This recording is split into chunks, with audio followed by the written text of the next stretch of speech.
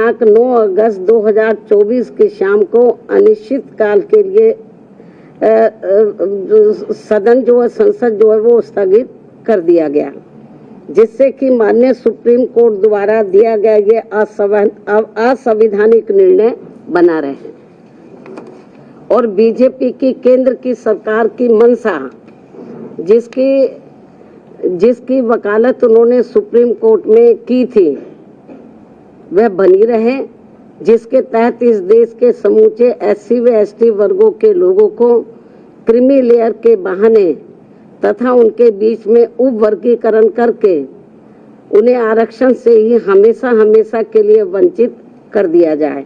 और इस प्रकार से फिर बिना संविधान बदले ही SC व ST वर्गों का आरक्षण हमेशा के लिए खत्म कर दिया जाए। एक और वर्तमान संसद सत्र को निश्चित तिथि से पूर्व ही समाप्त करना और दूसरी तरफ माननीय प्रधानमंत्री जी का ये हवाई आश्वासन देना कि माननीय सुप्रीम कोर्ट के इस निर्णय को नहीं लागू किया जाएगा और फिर इस मामले में कोई भी कदम न उठाना तथा कोई भी कार्रवाई आदि न करना, ये स्पष्ट रूप से दर्शाता है कि या तो माननीय प्रधानमंत्री जी द्वारा इस तरह का कोई आश्वासन अपने SC ST वर्गों के सांसदों को दिया ही नहीं गया है या फिर ऐसा आश्वासन केवल इन वर्गों के लोगों को भ्रमित व गुमराह करने के लिए ही दिया गया है और इसीलिए अभी तक आधिकारिक तौर से माननीय प्रधानमंत्री जी द्वारा प्रेस के माध्यम से या अपने कुछ सरकारी ट्वीट के माध्यम से इस आश्वासन की कोई पुष्टि नहीं की गई है। केवल आश्वासन दिया जब वो MP लोग मिले हैं, लेकिन अलग से कोई सरकारी तौर पर उन्होंने ना कोई प्रेस के द्वारा इस संबंध में बताया, ना कोई उन्होंने अपना कोई ट्वीट जारी किया सरकारी तौर पे, जैसे वो करते रहते हैं। इन सब कारणों से आज इस देश में SC व ST वर्गों के रह रहे लगभग 40 करोड़ से ज्यादा लोग पूर्व में कांग्रेस की रही सरकार की तरह ही वर्तमान बीजेपी की केंद्र की सरकार के द्वारा भी अपने आप को काफी ठगा सा महसूस कर रहे हैं, जिनको कि यहाँ बरसों से छुआछूत एवं अनेकों अन्य शोषण व उत्पीड़न आदि सहने पड़े हैं और जो आज भी सहने पड़ रहे हैं, जिसकी वजह से ये लोग आज भी सामाजिक एवं आर्थिक तौर से पिछड़े हुए हैं, जिन्हें ये आरक्षण दिलाने का कार्य परम पूज्य बाबा साहब डॉक्टर भीमराव अंबेडकर द्वारा कांग्रेस पार्टी के भी विरोध के बावजूद अपने अथक प्रयासों से दिलाया गया है। जबकि केंद्र की सरकारों ने इस आरक्षण को खत्म करने के लिए समय समय पर लगातार अनेकों प्रयत्न किए हैं, जैसे कि सरकारी नौकरियों को खत्म करके कॉन्ट्रैक्ट के माध्यम से कार्य कराना, जिनमें उनके द्वारा नियुक्त कर्मचारियों पर कोई आरक्षण लागू नहीं होता है। सरकारी उपक्रमों अर्थात संस्थानों को निजी हाथों में बेचकर उनमें मिल रही लाखों की संख्या में नौकरियां, जिसमें SC व ST वर्गों को भी आरक्षण उपलब्ध था, वो भी खत्म कर देना।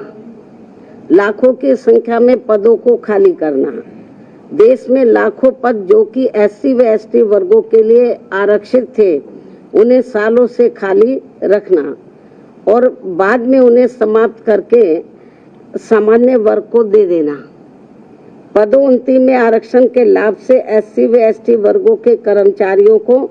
पहले ही माननीय सुप्रीम कोर्ट के एक पूर्व निर्णय जो कि नागराज के केस में दिया गया था, उसके तहत खत्म कर दिया गया था तथा जिस निर्णय को निष्प्रभावी बनाने के लिए संसद में संवैधानिक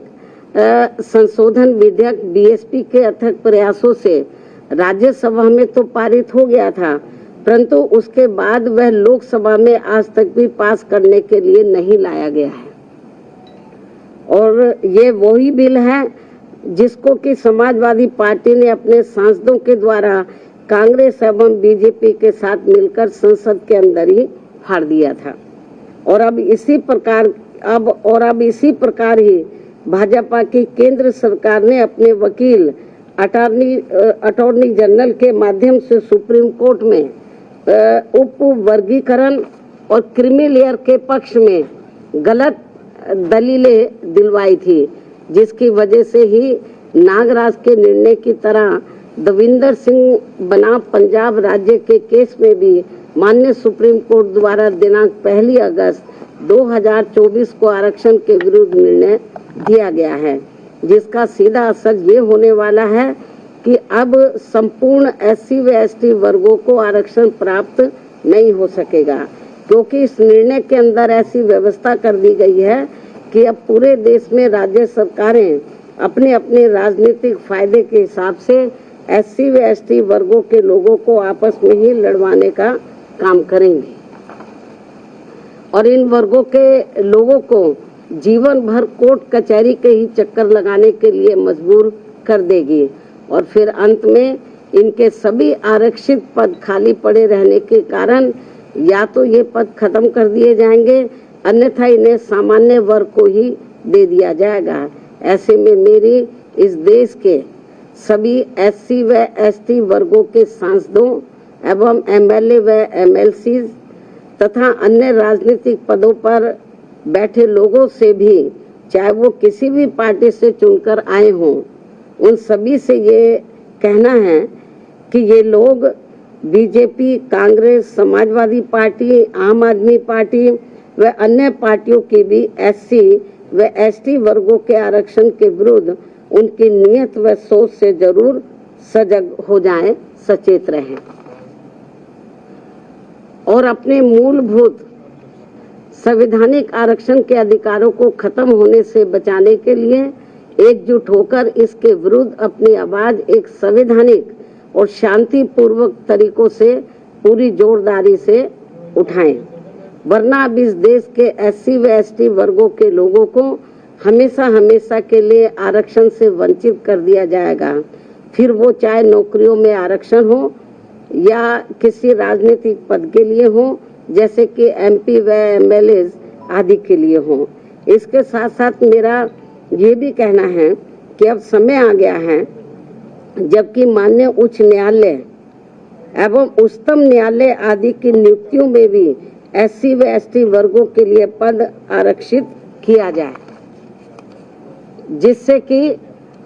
कि इन उच्च अदालतों में इन वर्गों के लोगों की भी बात सुनी जाए और समझी जाए और भविष्य में माननीय सुप्रीम कोर्ट द्वारा नागराज केस में दिए गए निर्णय एवं दिनांक 1 अगस्त 2024 को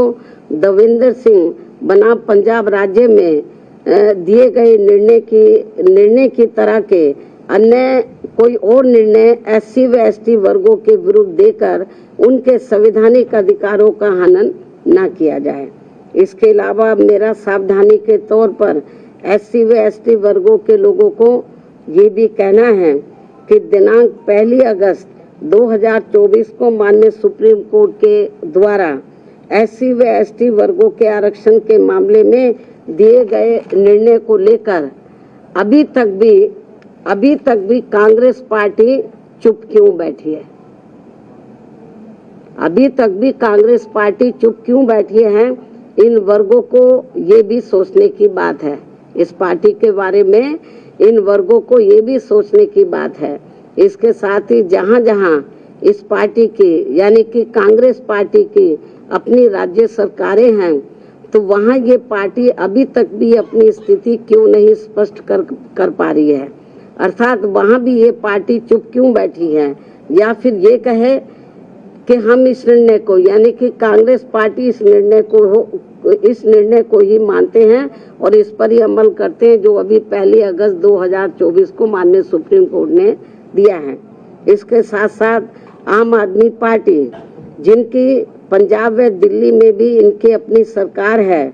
ये पार्टी भी इस मामले में अपनी स्थिति स्पष्ट करें कि ये पार्टी इस निर्णय को वहां लागू करेगी या नहीं।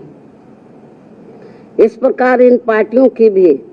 इस दोगली नीति से एससी व एसटी वर्गों के लोग जरूर सावधान रहें, जिन्होंने इस बार देश में 18वीं लोकसभा के हुए आम चुनाव में खासकर आरक्षण व संविधान को बचाने के नाम पर इन वर्गों का वोट हासिल करके अपनी अधिकांश सीटें जीत ली हैं, अपनी अधिकांश सीटें जरूर जीत ली हैं और अपनी एकमात्र हितैषी पार्टी बीएसपी को नुकसान पहुंचा दिया है। और अब अंत में मेरा इन जैसी अन्य सभी पार्टियों से भी यही अनुरोध है कि वे भी इस देश के करोड़ों एससी व एसटी वर्गों के लोगों के समक्ष इस निर्णय के मामले में अपनी अपनी पार्टी का स्टैंड जल्दी ही स्पष्ट करें, ताकि सही स्थिति इन वर्गों के सामने आ सके। बाकी जो पार्टियां चुप बैठी हुई हैं, अपनी स्थिति स्पष्ट करें। चुनाव में तो ये बड़ी बड़ी बातें कर रहे थे संविधान बचाने की, आरक्षण बचाने की। अब ये जो 1 अगस्त को जो अभी रिसेंटली अभी जो निर्णय आया है, उस निर्णय पर तो अब ये संविधान नहीं दिखा रहे किसी को। अब ये आरक्षण की बात नहीं कर रहे हैं कांग्रेस पार्टी एंड कंपनी के लोग और भी पार्टियों के लोग, तो अभी नहीं ये संविधान की बात कर रहे, ना इनके आरक्षण की बात कर रहे। तो इसलिए मेरा यही कहना है इन सभी पार्टियों से, चाहे बीजेपी है, कांग्रेस है, केवल आश्वासन देने से बीजेपी की ओर से आश्वासन आया, माननीय प्रधानमंत्री जी द्वारा केवल आश्वासन आया है, आश्वासन से काम नहीं चलेगा। इनको